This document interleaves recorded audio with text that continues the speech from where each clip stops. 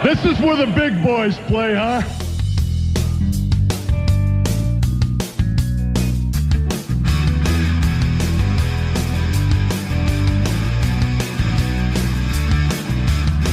I'm back. And I'm back for you. I'm not gonna lie, I'm back for me too.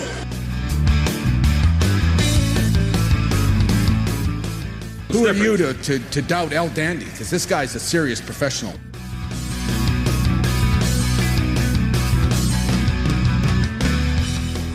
Hold 3, the moss-covered, 3-handle family Gradunzel.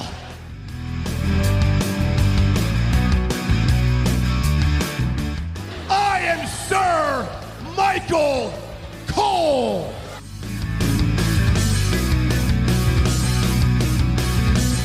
You there, sitting at home. Acknowledge me.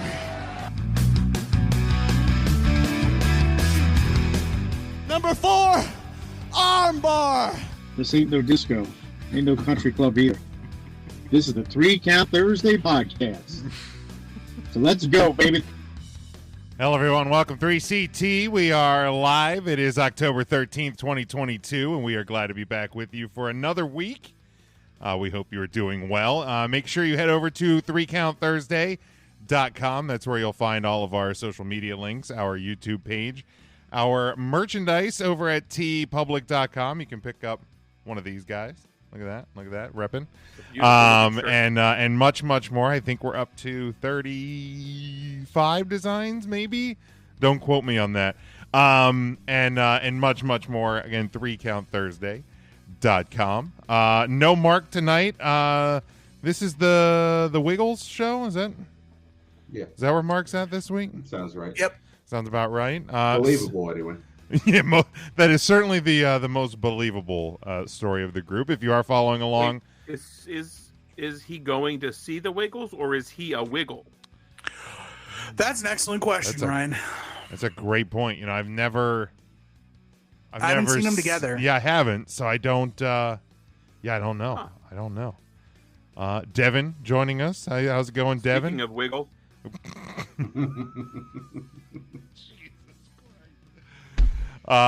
Scotty, he says, good evening, everyone. He says he's cooking bacon hamburgers and cleaning. He's watching Thursday Night Football and listening to us. Well, we're going to be more entertaining than Thursday Night Football. I'm willing to guarantee that one. He says, go Phillies. We're still better than Bruce Pritchard. Big Mac joining us as well. He says, thanks for getting him through the 30-minute drive to the station. Yeah, out there delivering those Amazon packages, Big Mac. So we appreciate you. It was Prime Week this week. So, oh, is it? Thank you, Big Mac. It was. So thank you. Yeah. Thank you for that. All right. Ryan. How you doing? Real good. I'm just thankful for people like Big Mac, I guess, for delivering packages, and Devin for rising above hate and doing what he does all the time. So you guys motivate me. I'm totally motivated right now. Good. You look motivated. Tim. How you doing? Hey, I need to have this. Hold on. I wasn't ready for this. Can you go to Matt really quick and then come back to me? Sure, Matt. How you doing? Yeah, thank you. I'm doing real good, boys. Real good. Not at the Wiggles concert. Thanks for the invite, Mark. Would like to been involved in that decision making, but we got a fun show here tonight. I'm watching the Flyers hopefully lose. Let's go all aboard the tank train here for the Flyers and trust the process. Yeah, Rodney checking in here. Yeah, Rodney's still holding on to his PW scorecard victory. Yeah, Scotty says there's more people watching this than Thursday Night Football. There might be. There might be. And there can always be more here. There can always be more. Yeah, I don't think I even shared this with anybody, but I did get a private message there from our current Pro Wrestling Scorecard champion saying it's as easy as purchasing him a 3 Count Thursday shirt from our TeePublic store, and he will give Tim the rest of his picks if we supply him with a shirt. That was the Are you proposition. serious? I said we're too cheap, but he said the offer is good through the show. All right. Well, there we are. And the offer's out Good there. to know. Chris said he just waits for Tim's burn list. Yeah, Chris, a member of our fantasy football league. It's a spreadsheet now, baby. I know, dude. I love it. We're in the 22nd century. I'm playing 3D chess out here. It's great. Ain't nobody outscored my 6th round kicker. Nobody. Suck my back. Man, I've never seen Tim that fired up for nothing. Wow. Jesus. Suck it. Drafted a kicker in the 6th round. That sucks. Every single one of your players sucked. Every one of you motherfuckers that got drafted was Whoa! booty. And An you let MF? Justin Tucker, the greatest kicker in the history of kicking a football, just outscore all of you? God dang it, Bobby. Jeez, goodness sakes, Tim. How you I'm not doing? gonna do any lyrics. I was gonna read off lyrics for Biz Marquis' "Just a Friend." I don't want to do it anymore. You got what I need. Let's do that next week when Mark's back. Let's all just pick a song. Yeah, let's lyric all and just read pick it a off. random And song. when it comes to him, he has nothing to say. Oh, man. First off, Chris, no, this is not a kid's show.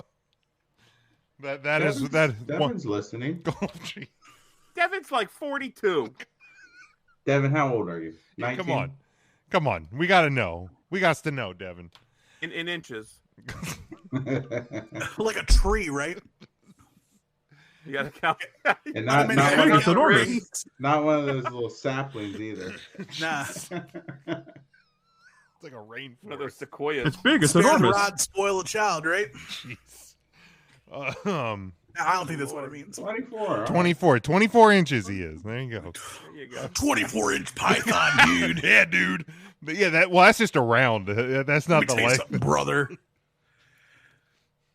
Rodney can take that offer and he can stick it. Oh, If My he wants goodness. a t-shirt, he can go like every other You big fans hang can adult stick it, brother. T-Public store on our website 3countthursday.com, and he can buy himself a $13 t-shirt. yeah, man. Come on. I don't want your sympathy picks. I want you to make better picks. I was gonna That's say what I Tim, want. Now, truth be told, I don't love the pick. But of all the sells and all the selling we've seen this past weekend, he wasn't wrong. That was the greatest sell from one of the best heels the sport has ever seen. Wrong sport. I would believe it if we were doing a wrestler of the week on Huddle Up, courtesy of Big Jim there Podcasts. you go. Okay. But Idea. Huddle Up don't do that. We don't. That ain't the Huddle. This ain't the Huddle Up show. We don't do a wrestler. This is of the week wrestling. over This there. is one of the 2 wrestling shows. I would love to see on the the look Big on Jim- Kyle's on the face if Big I Jim just dropped Podcast Kyle. Conglomerate. Kyle, who's your wrestler of the week from the NFL? Kyle's face would just explode. 35% off everything on T-Public right now. So How many $13. everything's 35% off right now. Now I will say this: I want everybody who played in the pro wrestling scorecards. I want you to take a look. I want you to, whenever you have the chance, just look at the rankings. I was this close from smoking all of y'all, and that's when I try. Y'all don't want me to try. What does Devin have to say about that? 'Cause that- I got a gripe with pro wrestling scorecards, by the way, because Uh-oh. they gave credit to motherfuckers who said the Fiend was there. Ooh. I didn't know a dude in a Fiend mask counted as being the Fiend. was Bray Wyatt a separate choice? Yes. Bray Wyatt and the Fiend were 2 choices, and Rodney picked both of them, and they both counted because somebody was dressed up as the Fiend. Yeah, I mean, you can argue. You can The argue. Fiend is Bray Wyatt. Was Rambling How Rabbit can they there? be different people? Like you can. Have you ever seen the movie Identity? Wrestling is real. That movie is Unfortunately. fake. I thought you had an actual stroke there for a second. I was about to. About to have a kerfuffle over here. Easy. It's gonna Who be was in okay. that movie? I'm sure you would remember that. It's You gonna were be a big guy, okay. right? I promise. That was John Cusack. Is that Cusack? Okay. By the way, Yoda. gentlemen, in terms of the Amanda T Public, Feet. I You ever seen that film, Jim? You'd this like it. this is the new. I got this on the heavyweight T-shirt, naturally because I'm fat. Yep. But much Just better a thick quality. shirt. It's a Are Gildan. you sweating in it? I'm always sweating. That's fair. If I'm awake, I'm sweating. I'm probably sweating in my sleep too, if we're being honest.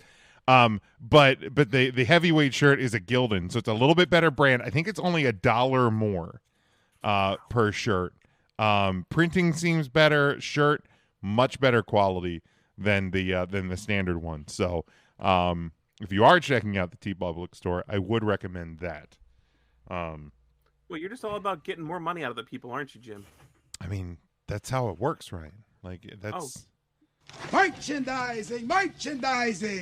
got it. That's my bad. That's my bad. All right, let's Shane McMahon. The best in the world. Well done. Let me get it out of the way. All right, once it's done, it's done. You can't do it more I than didn't once. do it for like a week or two. You didn't. That's true. There was like a week or two. I thought you might have been on the show. I think we hit it on the Tuesday one every now and again, but I don't think we hit it Tuesday here. rarely. Yeah, if So. I don't hit it here, you hit it Tuesday. I just didn't want to hear that On This Day song right now. Shane McMahon. I mean, we don't have to do On This Day. Do you not want to What do? if? I like the what ifs. I mean, I don't have any. Can you do a On This Day, but just play what if instead? So you want me to play this? On this day in 1967, and it's like a hypothetical. Yeah, it's like, what if on this day it happened? All right, let's try. It did. Let's try that. On this day, Duke the Dumpster Droese was born in 1970. In 1975, WWF World Champion Bruno Sammartino defended his title against Ivan Koloff, the man who ended his first title reign in 1971 at Madison Square Garden in New York City. The match ended in a draw after a 20-minute brawl where the referee ruled that both men were bleeding too heavily to continue. A slew of wrestlers had to come out and separate the two. This was the first of 3 straight MSG shows headlined by the two, culminating a few months later in the first steel cage match ever held at MSG. Of all the ideas that Ryan has had for this show, this is the stupidest one. This is bad. It's not working. Start over with the other one. How about I'll just pivot. I'm not going to start over. In 1981, Mr. Fuji and Mr. Saito defeated Tony Gurria and Rick Martel for the WWF World Tag Team titles in Allentown, Pennsylvania, when Martel had salt thrown in his eyes as he went for the flying body press. This ended Gurria and Martel's second title reign. 1985, Ivan and Nikita Koloff defeated the Rock and Roll Express for the NWA World Tag Team title in Charlotte, North Carolina. This began the second reign for the Koloffs, who lost the belts to Morton and Gibson 3 months earlier. 1992, Money Inc., Ted DiBiase and IRS defeated the Natural Disasters of Typhoon and Earthquake for the WWF Tag Team title in Regina, Saskatchewan to begin their second title reign. 2006, WWE films The Marine starring John Cena opened in theaters. It ranked 6th for Friday evening, earning an estimated $2.25 million. Over the course of its theatrical run, the film made $22,165,608 worldwide. Jim, what was the tagline of that movie? I don't have the tagline. What was the budget on that film? Did they recoup their? I do not know. Probably not. Let's be honest. Finally, in 2012, Ring of Honor presents their 11th Glory by Honor pay-per-view from the International Center in Mississauga, Ontario, Canada. The show featured 8 matches, and in the main event, Kevin Steen defeated Michael Elgin to retain the ROH World Championship. And those were the events that occurred. October the 13th in pro wrestling history. Jim, and that was the Marine 2, you said? That was the Marine. Oh, the first one. Oh, okay. The first one. In the second one, right? That was DiBiase. Oh, that was DiBiase. You're right. My apologies. Wait, like Big Ted or Little Ted? Little. Little Ted. Would it have been better with Big Ted? 100%. All right. I would have watched that movie. All right, let's. Wow, Matt, that was a $15 million budget. Really? Okay. All right. $15 See, million. they carrying them into the green. Yeah, so it ended up making about 7? I can't imagine them spending much on marketing either. The Marine 2 was made on a $1.5 million budget. That tracks. That lost money, didn't it? It's not even listed. I don't even know if that made a fucking red cent. It would have been all on DVD and Blu-ray sales. The DVDs Ryan buys us as jokes for Christmas is slowly creeping these movies towards the Ted DiBiase Jr. gets a residual check of 13 cents. Gee, thanks, guys. Who was in the Marine 3? Oh, that was The Miz. That was the start of The Miz. Ted DiBiase Jr. is getting a residual check from the state of Mississippi? Possibly. What? Oh, Tim just he came back, Devin, and he'll be okay. He can leave. People can leave. I need to make sure that our youngest dog didn't start eating cat shit. Okay. Oh, I thought Mr. Anderson was in one of the Marines. Was that really? movie? I don't think he was. Man, those just. I thought he was in a WWF film. Possible. He was in Behind Enemy Lines, Columbia. Yeah, that's it. That sounds terrible.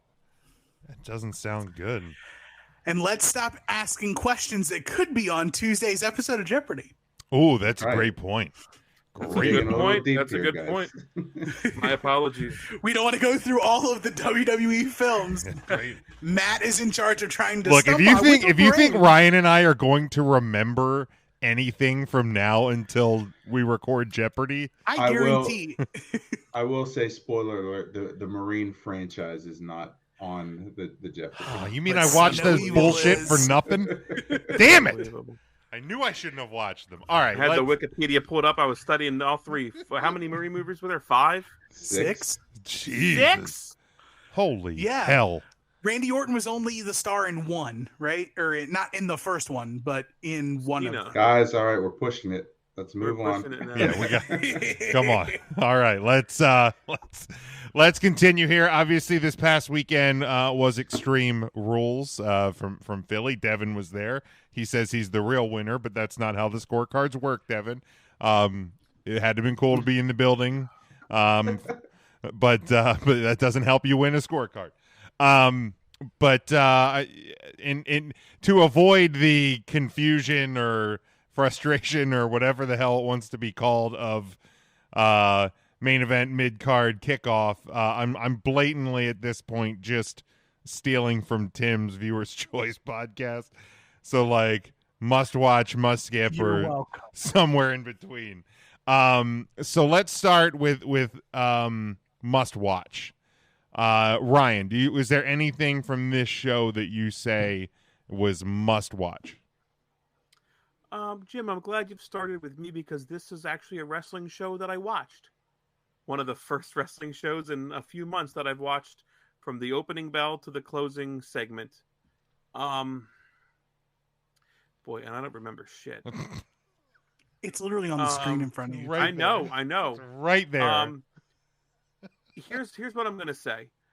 This entire card overproduced.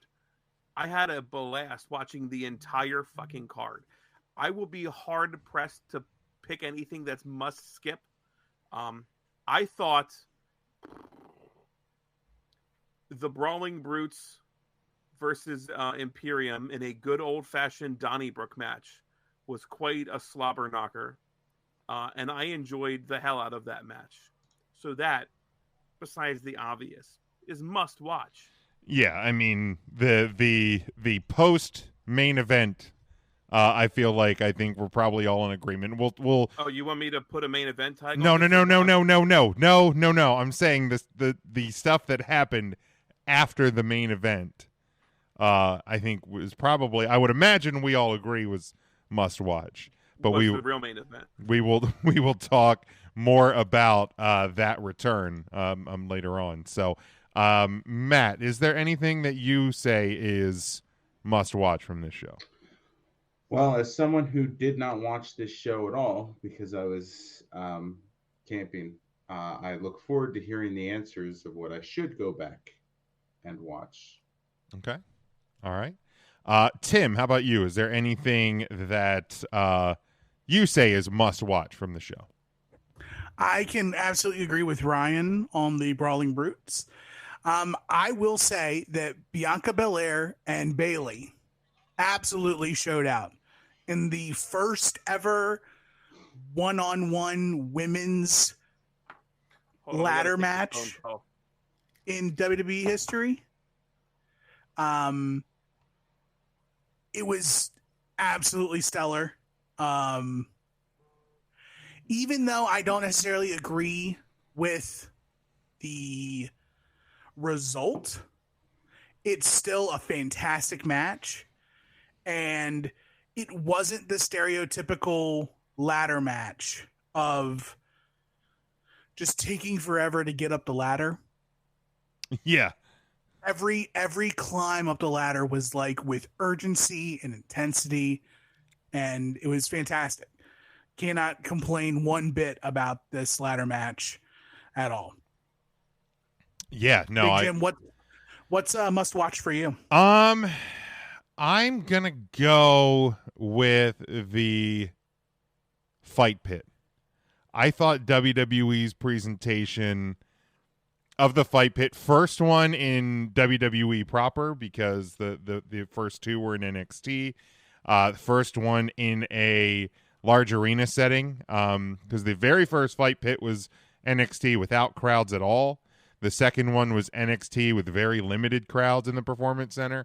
So this one, the first time in front of a large crowd, I know they kind of doctored it up a little bit with some lighting elements, some like along the top platform had kind of the Extreme logo background stuff along the top of the of it. But I thought that both Rollins and Riddle presented that match to a pay-per-view arena crowd extremely well.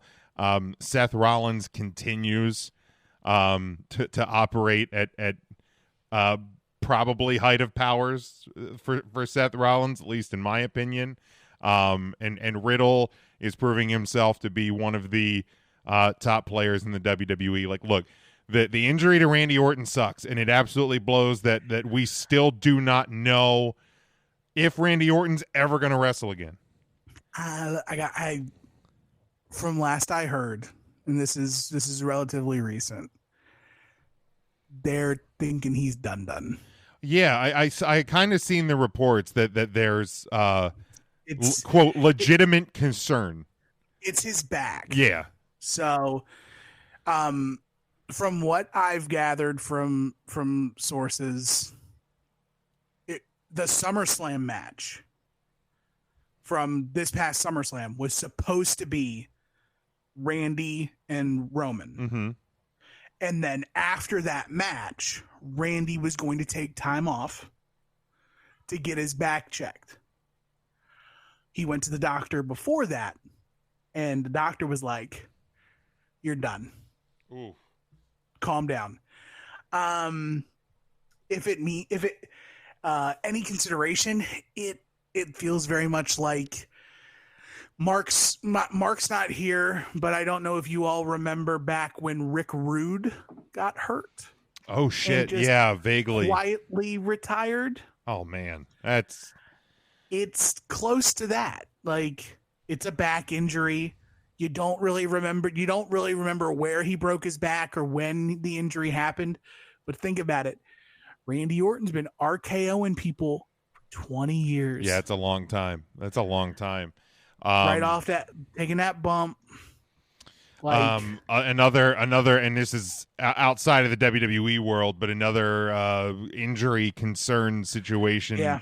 A lot of reports today about Adam Cole, and he's been out for a while, out of action. That it's a severe concussion, and there's concern within AEW reportedly that Adam Cole may never wrestle again, which would look, I mean, it sucks for anybody to have to retire because of injury. Randy Orton, of course, has spent 20 plus years in the business. Adam Cole really still in the earlier portion of his career, so that would absolutely be horrible. So we wish, obviously, the both of them the best as they continue to recover. But but Riddle, I mean, I said coming out of the Thunderdome era, I said I thought that there was an opportunity there for Riddle to be one of the biggest stars in this company, and especially now, I think the change at the top with Triple H has helped that. I think Triple H sees Riddle for the potential that he has. So Devin here says he said he couldn't see anything in the fight pit from where he was sitting until they got to the top of the cage. Yeah, it's always the hard part with cages or Punjabi prisons or any of those sort of things. Depending where you are, you may not actually be able to see any of the action without seeing any. Sounds of like you weren't the real winner then, Devin. So that's why those types of matches always kind of deter me from. You're a loser. I'd be excited to go see that. Right. Like, I'm curious how War Games is gonna look. No, you brought War Games. You War did it. Games. War Games. War Games. And now that the children are done, we can actually talk about it. Yeah. But with that match, it's going to be curious to see how production is with Hell in a Cell. Yeah. Because I'm curious if the change to red actually helps the live audience see through the cage. I from different times where they've had like the chamber matches and things like that, the people who have seen like elimination chamber, or not elimination chambers, the Hell in a Cell from the old regular fence to like the red, some people have said they have actually found the red easier to watch live, whether that parlays to the to the WG, I'm not sure, but yeah, it's like those are the kind of ones where it kind of stinks. This time it ended up actually being the main event. When you go to a Hell in a Cell, there's usually 2 cell matches. This year at Survivor Series, there's going to be 2 WG matches. So if you're at those events, certainly you're going to have some obstructions there.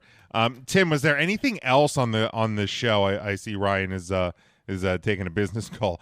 But is there anything else from this show that you would mark as must watch?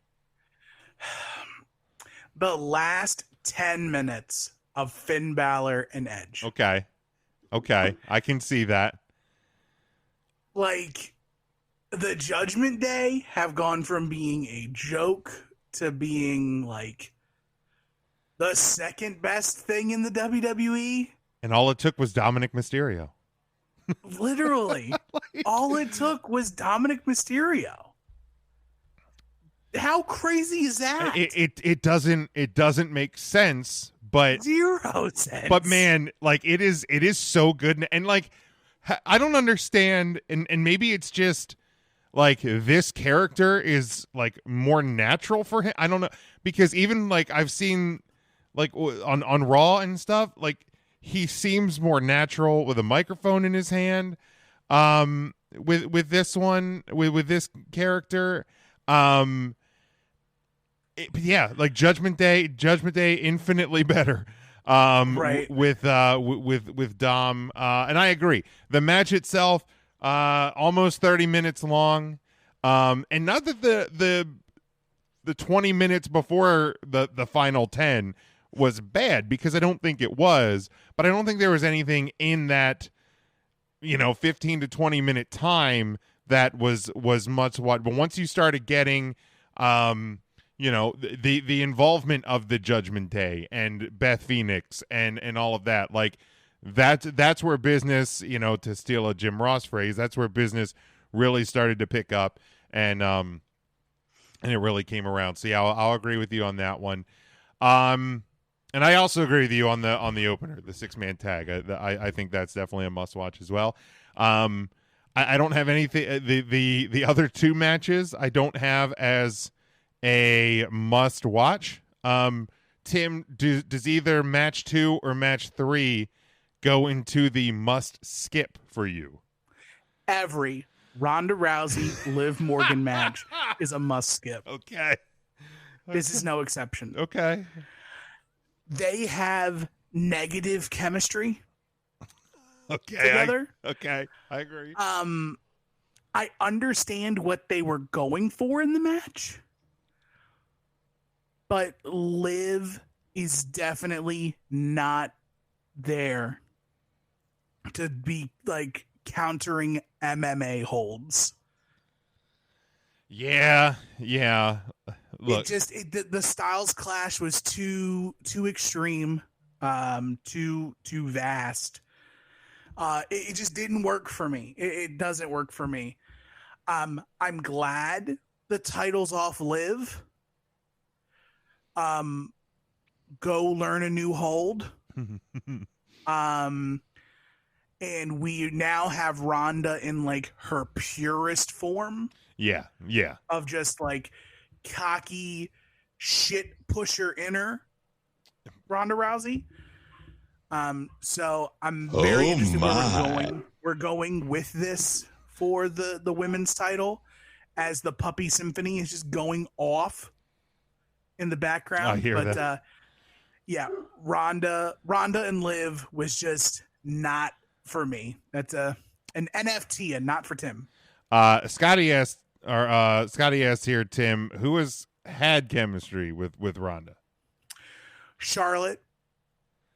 Okay. Ronda, Charlotte had really good chemistry. We never really got to find out if Becky did, right?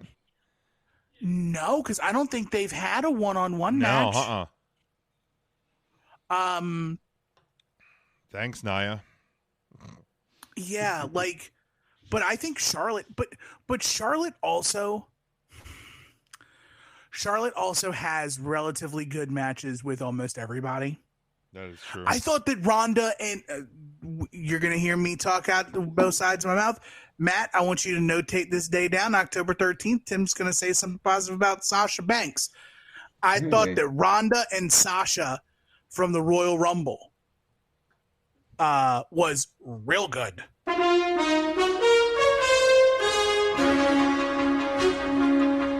interrupt this broadcast to bring a special report. Yeah, I thought that Ronda and Sasha did well too. So Ronda does have good chemistry with some people. I think that when they're both on their best, I think that Ronda and Natty have decent chemistry. Yeah. They have to have a certain kind of match. If they try to do anything outside of like the hard hitting style, yeah, you can't do anything fancy. Finesse with those two. No, like they're good friends. They need to beat the shit out of each other because they're good friends. Yeah, that's how it works. I agree. Yeah, this one, look, Ronda, new champ. I would tend to lean towards must skip.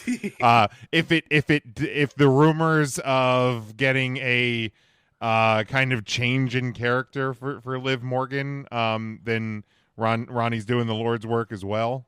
I think you've gotten about as far as you can with Liv as presented. What's her character supposed to be? The scrapper, always fighting, like just happy to be here, glad to win, got my chance. She was the Rudy of the women's division. kind of, I guess. But Rudy didn't play. Rudy played. He got in. He finished the game with a sack, Tim. In the movie. He was offside. Remember? No, that was real, Tim. That's a real thing that happened. Like he was not offside, Ryan. He was not offside. I like the new autoerotic asphyxiation, Liv Morgan. That's a pretty hot gimmick. I like that one. That's one thing that makes it the most must skip for me. It's an arm bar. She's doing an arm move to her, and somehow Liv's getting choked out by it. She was in like the crutch of her leg. Liv put her leg, her throat down, and then was like, "Oh." Yeah, because Like, she didn't know how to boy, do it. boy, I learned something about myself today. Okay. Yeah. You can search for that that on. belt hanging right here. Watch out, David Carradine. You're gonna Jesus. You're gonna come up short. So lastly, with the carrying Lashley was not on the card. No, he was not. That was Monday. Bobby. Cross versus McIntyre. Not must watch, but is it must skip? Boy, those boys strapped on hard. One boy did. Oh yeah, Cross. I've gone on record before that I'm on the Karrion Kross kryptonite. Okay. I'm on it. But man, he just doesn't look comfortable at all. Like Drew knew how to swing that strap and was connecting with everything, and just Karrion Kross looked like he was reluctantly whipping a goat. We've all been there. Wait, what? Like, it just, I don't know what it is, but like Kross, Jim will tell you what it is. It's the hair. He just doesn't feel It's the hair, man. I'm telling you, he's got to go. He's got to lose the hair in the ring. He's got to get it together, but he still looks, acts, and breathes like a WWE superstar. Absolutely. Like, the presentation is fantastic. Everything's there. The in-ring stuff will come. It isn't there yet, and it pisses me off because the longer it takes for him to get that, he can only live so long in this spooky world now that King Spooky is back.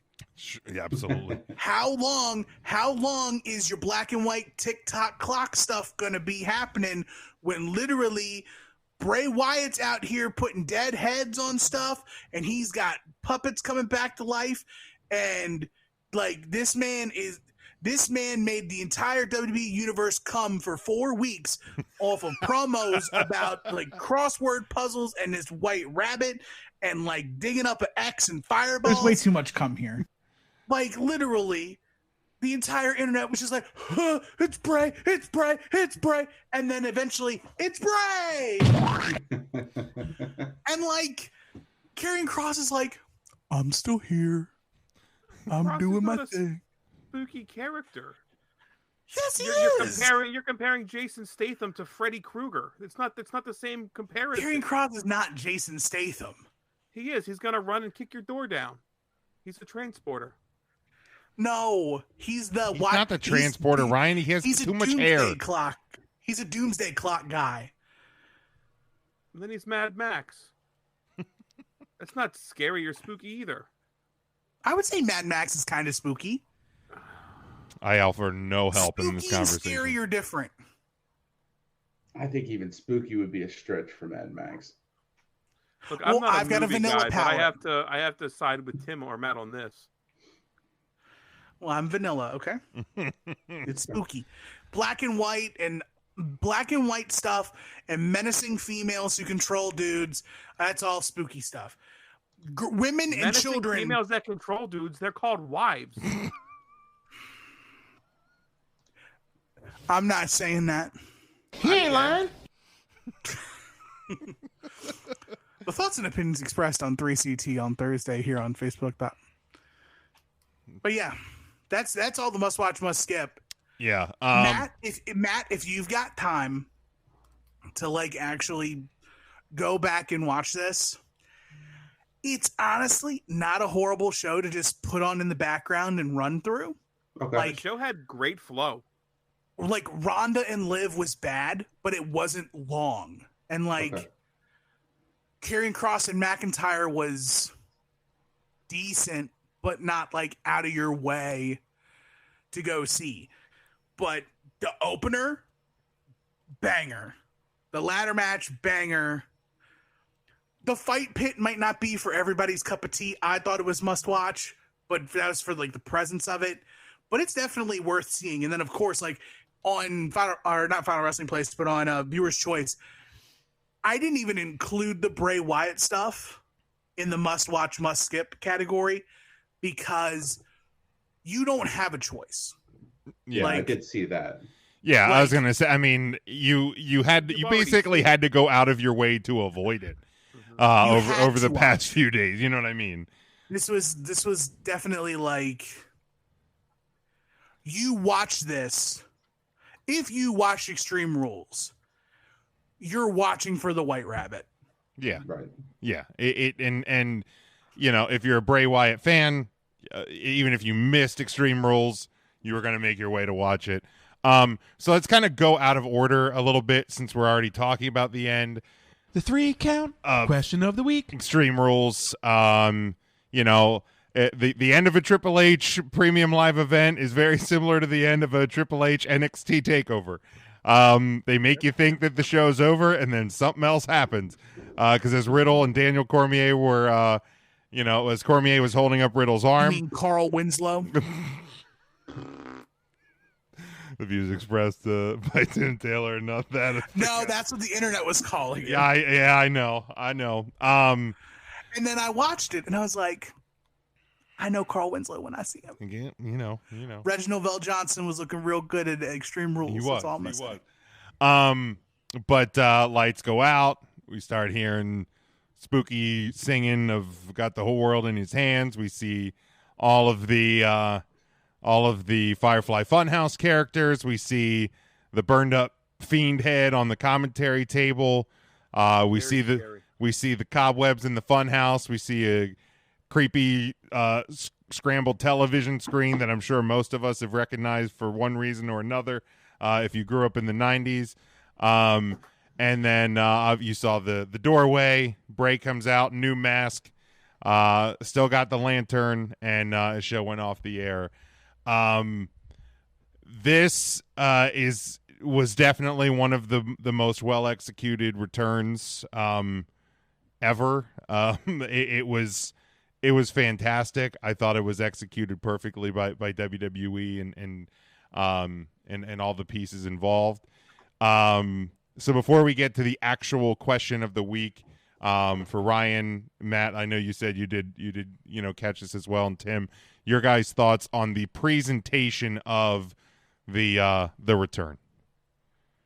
Jim, we watched the show together, and Cormier and Matt Riddle were heading up. You got the little stamp on the bottom left-hand corner of the screen, and you're like, oh. I guess nothing, huh? Lights go out.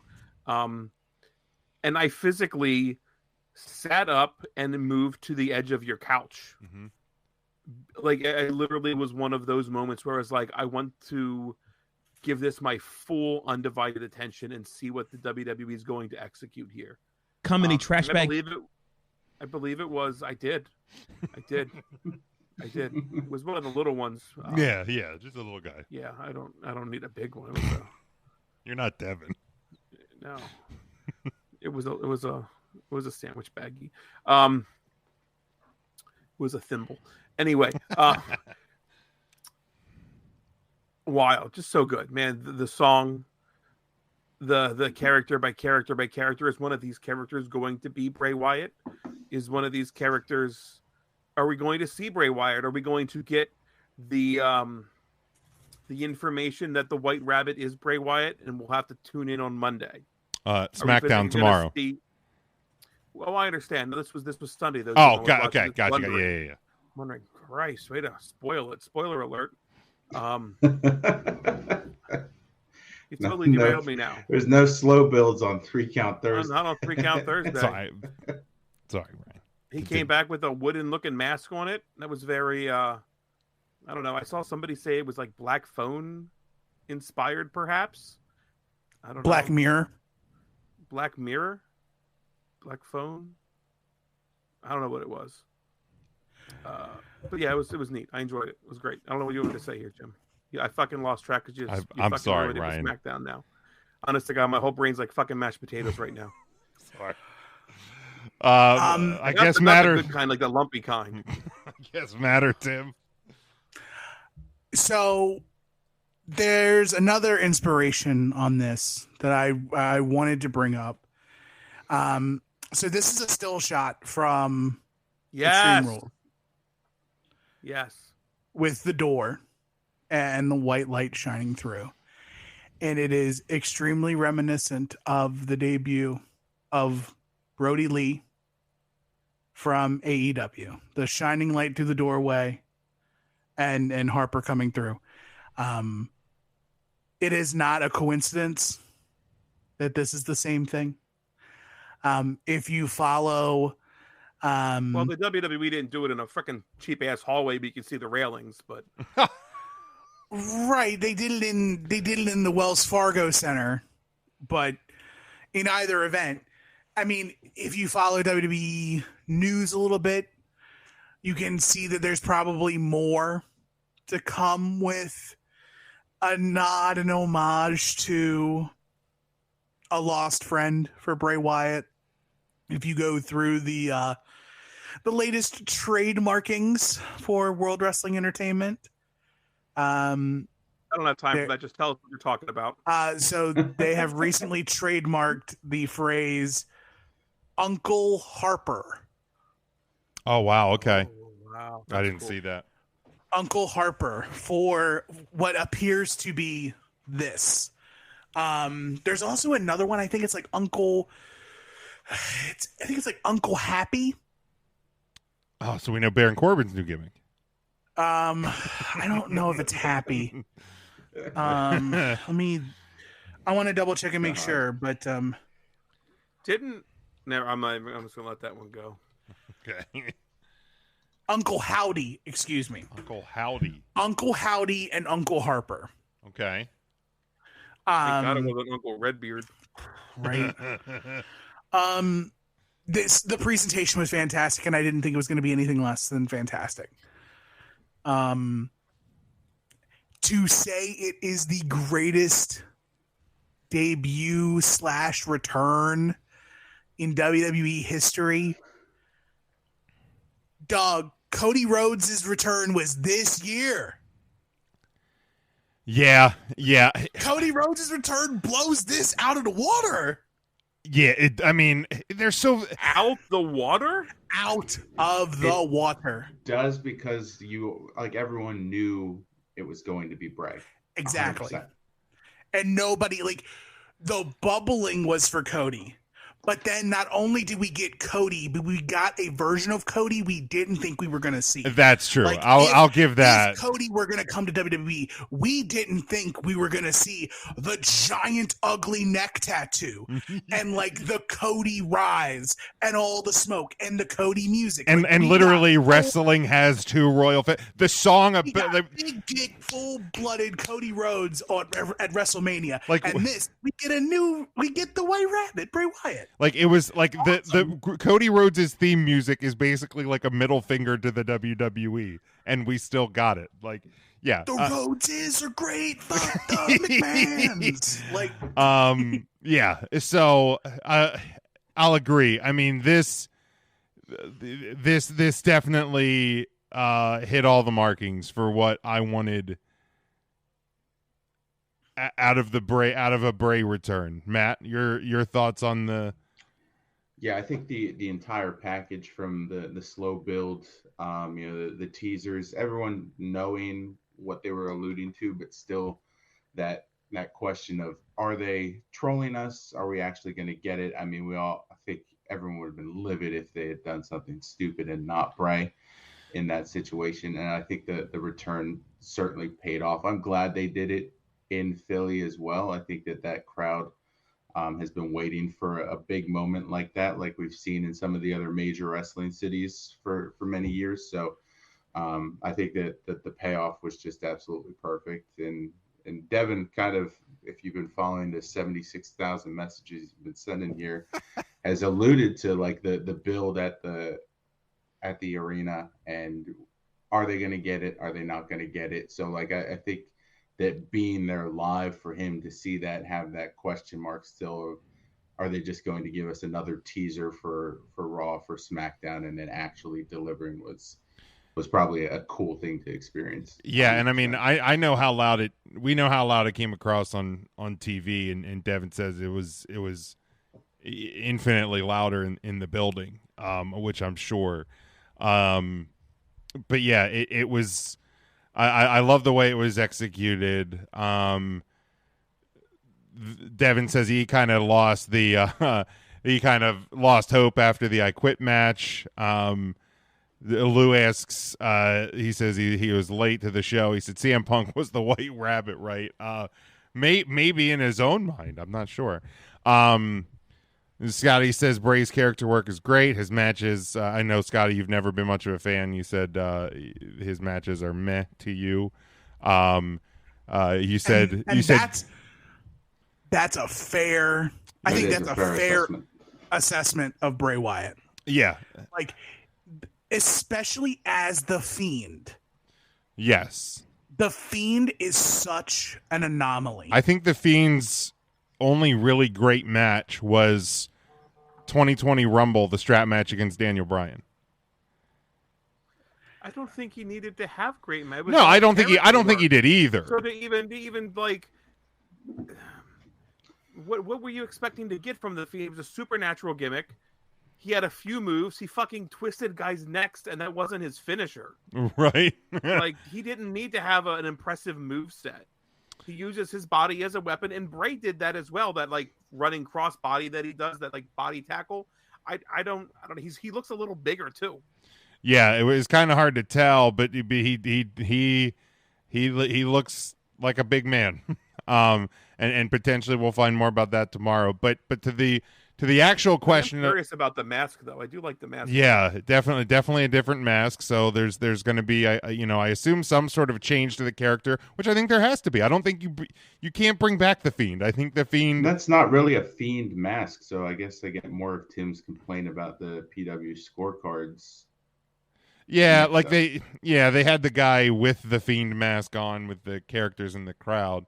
Yeah, like when they cut through and they showed all of the, like this picture right here. The Huskus thing too. Okay, yeah. They counted this as the Fiend. Yeah, I mean, I would argue against that for sure. But was it close enough that it would have changed the outcome? It was 3 points, and it would have made it a 3-point win instead of a 6-point win. Okay, so. But still, like, I still have a gripe. No, I mean, I agree with you. Unfortunately, but this is Spirit Halloween Bray Wyatt. Yes, Spirit Halloween Fiend. Like this is not. But this so is not movie quality. To the actual question of the week, because I think this is really now the point, and we don't know exactly what's going to happen or where we go from here, until tomorrow night when Bray returns to. When he returns to SmackDown tomorrow. But the question of the week is, how can WWE make this incarnation of Bray Wyatt a success? And how would you define success as well? Like, I mean, I know it's kind of an open-ended question, but if anybody wants to attack it first, feel free.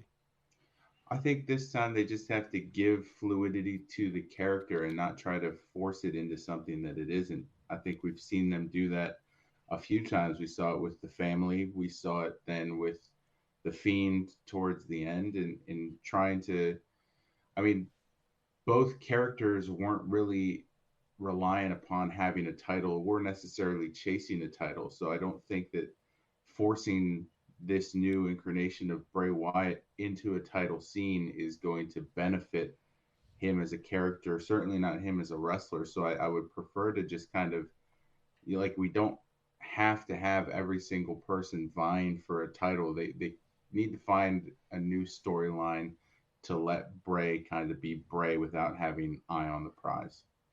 For sure. Yeah, Lou, we did touch on the blue light in the doorway as being a tribute to Luke Harper's debut in AEW, but yeah, definitely a good catch there as well. Ryan or Tim, any thoughts on how WWE can make this a success? Yeah, I love when Matt said. I think he hit the nail on the head that you have to keep him fresh without forcing him into title pictures. If you look back at the first gimmick of this sort of prophet, kind of preaching the gospel, whatever kind of vibe he gave to you, Those folks aren't looking to win anything. They're just looking to convert the next person into believing what they believe. So to ever put him in a title picture was really unnecessary. And I understand that's the name of the game in professional wrestling. So you have to walk a thin line. And the same thing with the Fiend. The Fiend's goal is like destruction. Why is he chasing the championship? He doesn't need that gold. He's fighting. He became what he was fighting sort of against. So find a way to keep him fresh. And I think you don't have to worry. Don't light his ass on fire. I don't know. I think that was really what hurt the Fiend the most, is he came back as his burnt up marshmallow in a fucking suit that he probably couldn't work well in because it didn't look very comfortable to work in. I think it sold some extra merchandise. So I don't know. Just know maybe where the limit is with Bray Wyatt and the character, not fucking have to step over and make sure you sell, X amount of dolls for Alexa Bliss and shit like that. Yeah, I think again, it's the business. It's I'm talking out of both sides of my mouth, but yeah, I think some of the stuff towards the end of the Fiend run kind of had to do with the fact that you're still in the Thunderdome era. It's harder to produce compelling TV that's going to get people talking and get people to react. And they were utilizing the fact that you could pre-tape things, and you had the ability to produce things that you can't produce in front of a live crowd. Unfortunately, there hit a point where crowds are coming back, and we still need to do something with this guy, and they just kind of ran out of things to do. Visually stunning, lighting somebody on fire, even if it was the dummy then, but burning the Bray Wyatt Fiend character was visually stunning, something I thought we would never see on a WWE production that was straight horror movie script. So it was awesome that they did it, but nobody asked themselves, like, hey, what's the end game here once we burn this guy?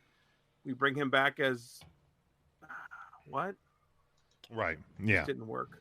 Tim, how can the WWE make this Bray Wyatt run successful? Not getting too cute. Tim, I think you're cute. Thank you. I appreciate that. With Matt, piggybacking on what Matt said, the beginning stages of the Wyatt family were fantastic. Then they got cute. They added Braun Strowman, and then the injury bug kind of settled them down.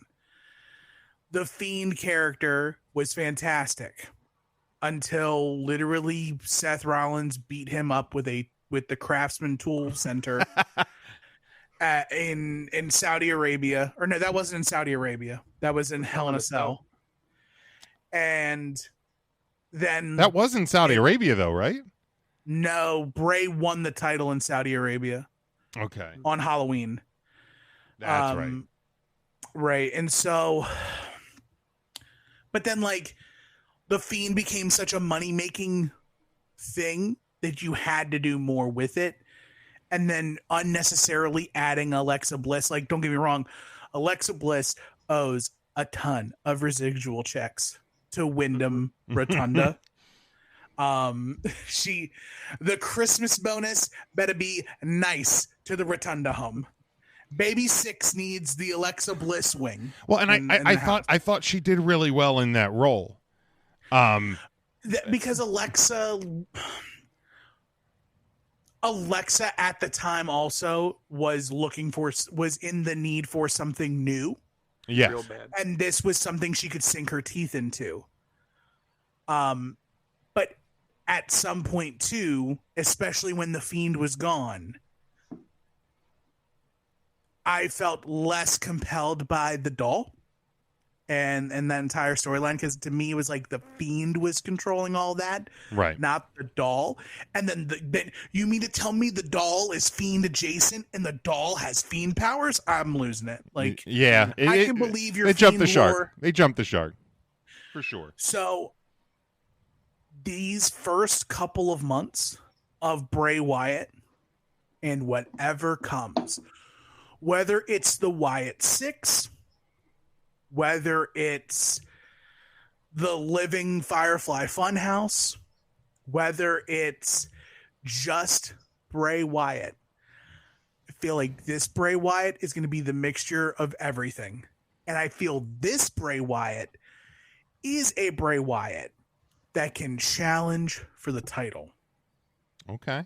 The Fiend to me did not make sense because the Fiend is not a person. Right. The Fiend was not a human. The Fiend was like a specter. Yeah, it was like a figment of Bray's mind.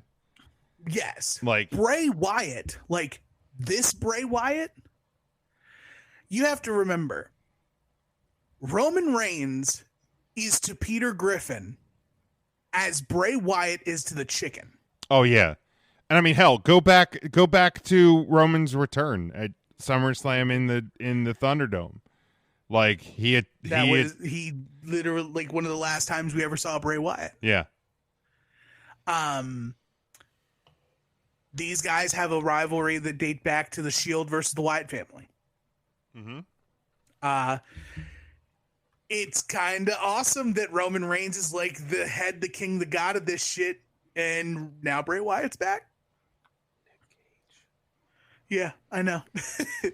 But like Bray Wyatt's back and Roman's like height of powers, and Roman's got this stable of 4 other dudes, and there's talks of Bray Wyatt having his own stable of like 5 other dudes. Yeah, there's there's certainly potential there. It just gives me kringle tingles, man. It's hitting the right notes, and I just want, and I can expect in this Triple H era of WWE, Bray Wyatt is going to get a very long leash. Yeah. And he will have people who respect his vision and want to cultivate that vision a lot more than what Vince McMahon wanted to do. Yeah, like here's the thing, because I saw a lot of immediate reaction to the return Saturday night was, how did you fire this guy? How could you not do something with this guy? All of that. I still don't know that we know the whole story behind that. I still find his firing to be very odd. Out of all the releases from 2020 until today, his was like one of the only one or one of the few that was like by itself. It was on like a Saturday afternoon. It was weird. Like to me, I even said to Ryan, I'm like, man, I just feel like Vince, like there had to have been a breakdown somewhere. Like at some point, like Vince was like, hey, we got this character, and he was kind of given permission to do things with it.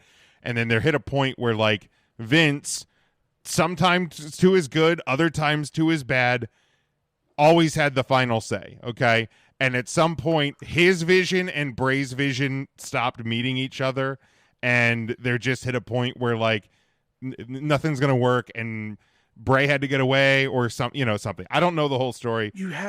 It wasn't a Vince decision. Bray Wyatt was a Nick Khan cut because Bray was gone.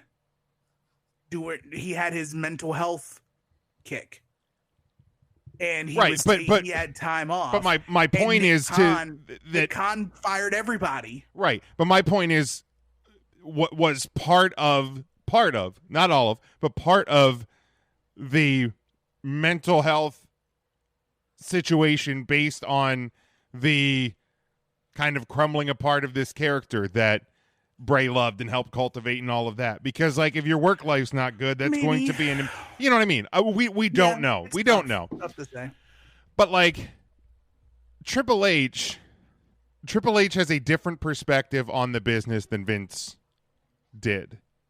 Like Vince is you know what I mean? Like Vince is a businessman who bought a company from his dad. Triple H is a guy who wrestled for 30 years and then also became part of the WWE business. And is slowly but surely like putting the boots to the competition. Yeah. So I think he is going to give guys leashes. especially a person like Bray Wyatt. But also too, if there comes a point where there's like creative decisions that have to be made, I also think superstars, wrestlers are going to be more receptive to what Triple H is presenting them, because he's been through the shit, man. Like, he's been there and done it. So for me, what I just hope to be a success. Like, can he be a champion? Sure. Do I need him to be a champion? No. Like, yeah, just don't get too silly with it. Let him kind of be him. And like, I don't need to see, as much as I love the Firefly Funhouse and I love the characters and all of that, I don't necessarily need to see Bray Wyatt every week on SmackDown or every week on Raw. Like, it's okay to have him not be there every week. So I just tread carefully and like do right by him. Like, one of my favorite wrestlers, definitely since the time that we've been doing this show, probably ever. I think he is unbelievably creative, and I hope he gets the opportunity to do so. Just catch him back here on a couple of comments. Tim, real quick before you go to Devin's 38 comments. I think Tim maybe even unknowingly answered the actual question of the week the best. Can you repeat the question of the week?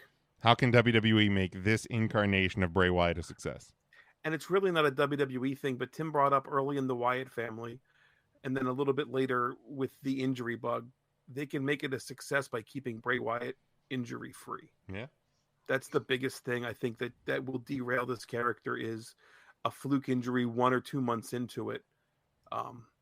Whereas with the Cody Rhodes, it's Cody Rhodes, you know what I mean? And you're going to get that same pop when Cody Rhodes comes back. Yeah. The anticipation, I think, of Bray Wyatt was so high that this character can fall very quickly if the storyline falters or an injury happens that early. Because it's fragile, because we've seen what It's has happened to Bray fragile. Wyatt and The Fiend and, all of that. I'm glad Tim brought up the injury, because as soon as he said, I was like, that's the fucking answer. Just keep him healthy. Like, that's literally what they need to do. And to the point I think we're making, what a great return. But unfortunately, what makes this great return and this great moment is ultimately a release that had to happen. Like, without Wyatt being released, we don't get that return. Without the challenge and Cody Rhodes leaving, you don't get that Cody Rhodes return. Right. So while it may not make sense, like in the moment, it's professional wrestling. What it can create in the future, and oftentimes not too far out future, it's usually worth the wait. Yeah, I don't want to ignore a couple of the comments here. Lou said last time during his original runs, felt like he lost a lot of big matches. I agree. I think not having, so many times you saw him and we've said it on this show numerous times in the past. You call your shot and you end up failing. You call your shot, you end up failing. Like, let's have him not do that, here for a little while. I don't know if it's a feed him mid-carders or what. But again, I don't think he needs to wrestle every Friday and be built up like your standard, like he doesn't need to be fed jobbers like Omos was when he was coming out of the AJ Styles tag team. Like, I don't think Bray Wyatt needs to do that. You heard the reaction on Saturday. We know who Bray Wyatt is. We're excited for Bray Wyatt. We don't need to build the Bray Wyatt character as a wrestler. We know we're ready. We're ready for this return. So you're thinking he's going to wrestle Veer tomorrow on SmackDown? Absolutely. Devin kind of said the same thing. Don't have him lose as much. Scotty asked, like, who do you think his first feud should be? Should he have a new moveset? I don't know who his first feud should be. I honestly don't. I'm actually going into SmackDown tomorrow kind of with a just curiosity of seeing what exactly they present us tomorrow night. And I don't think he needs to change a whole lot up. I mean, he's a big guy. Like, I don't need to see him doing, moonsaults. I don't need to see him doing, I don't need him to be a Kevin Owens either. Like, Kevin Owens is a big guy who uses his body, but I don't need Bray Wyatt to do the same thing. I think Bray's fine. I also don't think Bray Wyatt should be in 28-minute matches. Like, give me 12 minutes tops out of Bray Wyatt and I'm good. Like, not every match has to be a marathon. and I think we'll be fine there.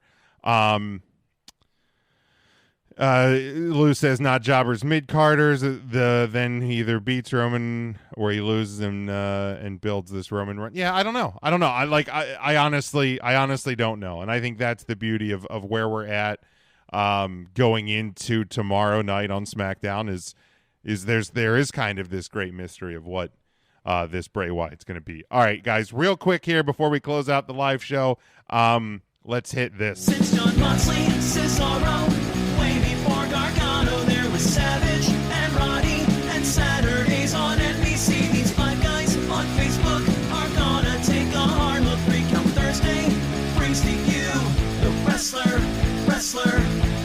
on the week. All right, week number 26. And we do still have Rodney as our People's Champ selector. And he selected Tom Brady. Yeah, because he took a sack on Sunday, and cool. Let's get intern Marks out of the way because he's wiggling his ass at York or something. He has Frankie Kazarian at 5, Orange Cassidy at 4, Nick effing Gage at 2, Bray Wyatt or at 3, Bray Wyatt at 2, and Seth freaking Rollins at number 1. Who would like to go next? I'd just like to highlight that everybody on this panel tweeted about that Tom Brady sell job, but not everybody tweeted about the wrestlers of the week. I just want to put that out there. Number 5, Bray Wyatt. He returned. That was really cool. Number 4, Orange Cassidy. He beat Pac. He's the new MPWA heavyweight champion, Mid-Atlantic champion. I don't know, something like that. It's his first gold belt, and they had orange confetti. Kaz, the new Impact X Division champion, beating Speedball Mike Bailey. Nick effing Gage, your new GCW champion, over John Moxley. And Seth Rollins, your new U.S. champion, beating out old Bob Lashley. Bob! All right. Matt or Tim? It's my least favorite of the ones, by the way. Oh, I reacted quickly. I saw the first. I understand. That's understandable. Saw the first one and I hit it. I can go next. All right, go ahead, Matt. 5th place, I had Nathan Frazier for the number 1 contender for the North American title. Number 4, Frankie Kazarian, as Ryan mentioned, the new X Division champ in Impact. 3, Orange Cassidy, Orange Confetti, won the match, first belt, all good stuff. Number 2, did I type Seth freaking Rollins, or is that just put in there? I didn't write it. I put it in there. That's his God-given name. Okay. In the future, please don't correct what I type. Beating Bobby Lashley to become the new champion, and number 1, the Death Dolls, for becoming the new Impact KO Tag Champs. All right, Tim, go ahead. Number 5 for me, the Death Dolls. Impressive victory over ZXT. Become the new Knockouts Tag Team Champions. Nick effing Gage reclaiming the GCW title at 4. Bray Wyatt shocking the world, in quotation marks, but returning nonetheless, becoming the White Rabbit. Number 2, Seth freaking Rollins, impressive in defeat against Matt Riddle, and then claiming the U.S. title once again on Raw. And number 1, Orange Cassidy. Who did he beat on Raw? He beat Lashley. You clever. All right, and for me, I have Orange Cassidy at number 5, becoming the new North Atlantic Pacific champion. The Death Dolls at 4. Ronda Rousey, look, it wasn't a great match, but still your new SmackDown Women's Champion nonetheless. Seth freaking Rollins for beating Bobby Lashley at on Raw for the U.S. title. And I know he didn't wrestle, but it was the biggest thing of the week for me, and that was Bray Wyatt's return. So for the week number 26, we have the Death Dolls at 5, Nick effing Gage at number 4, Bray Wyatt and Orange Cassidy in a tie for 2nd this week, and Seth freaking Rollins rounds out the standings for the week. And then Tim, I believe we have a shakeup again in the top 10. We do. Taya Valkyrie crawling closer to the number 1 spot, now tied for 5th with the War Dog Wardlow. Everything else stays the same. Again, no, it's not Wardlow. Who is 22? I literally said I was going to correct this, man, and I didn't. Who is 22? That's Roman Reigns. So he's tied with Roman Reigns. You didn't acknowledge him? Acknowledge me. My goodness, Tim. I'm gonna send notice to the. There you go.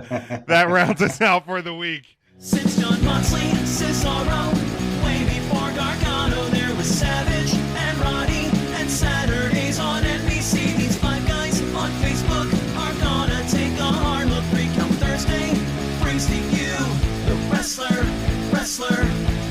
on the week. All right, and that is where we leave for the week. We did have another topic, but there you go. Matt acknowledged it. Good job, Matt. Thank you. And we so that's where we close for the week. The other topic, I think we can get back to it next week because I think it'll still be topical. So we will cover that. But gentlemen, anything to add, or should I just make a quick wrap of this thing since we're already up against it? All right, you know where to find all of us, but you can find the show 3countthursday.com, Facebook, Twitter, Instagram. We are at 3 Count Thursday. You can get, of course, the merchandise over at tpublic.com right now, and probably for the next couple of days, everything is 35% off, so you can go and grab everything at a great price. Make sure you are subscribed to the podcast on all podcast platforms because we do drop the Tuesday podcast only, no video, so make sure you do that. And until next time, stay safe, stay smart, and go for the pin.